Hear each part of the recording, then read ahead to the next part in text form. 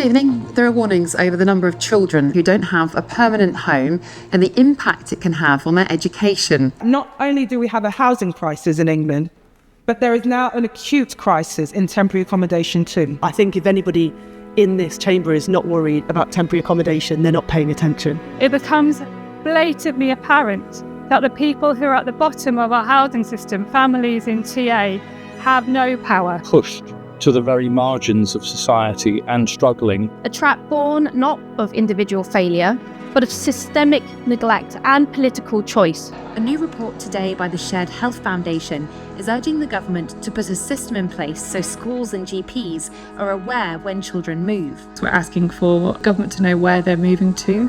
At the moment, the government doesn't collect any of that information. How is it that we are not telling GPs, we are not telling schools? All our evidence about early years and childhood is that the more you disrupt children, the more you unsettle them, the more you pull them out of their roots and their education and their families, the more of an impact you have on their life chances. The charity's warning that the number of children born in cramped and dangerous living spaces is rising. Housing conditions are contributing to respiratory illness, sleep deprivation and mental health conditions in children.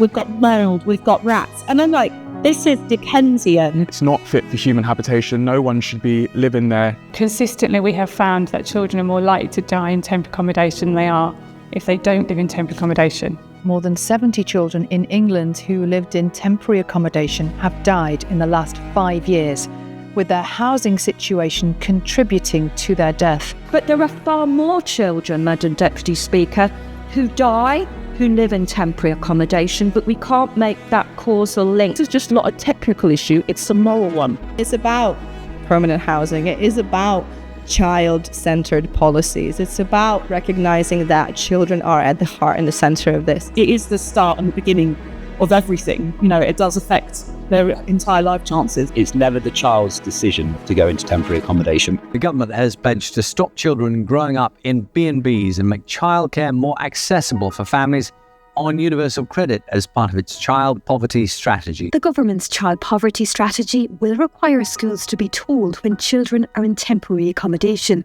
and gives councils more funding to stop families staying in B&Bs for more than 6 weeks.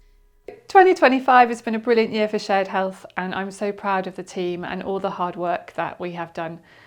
It was brilliant to see the commitments made by the government in the child poverty strategy and the homelessness strategy that will make a massive difference for children living in temporary accommodation. And so bring on 2026 when we see it implemented, and I'm looking forward to working together.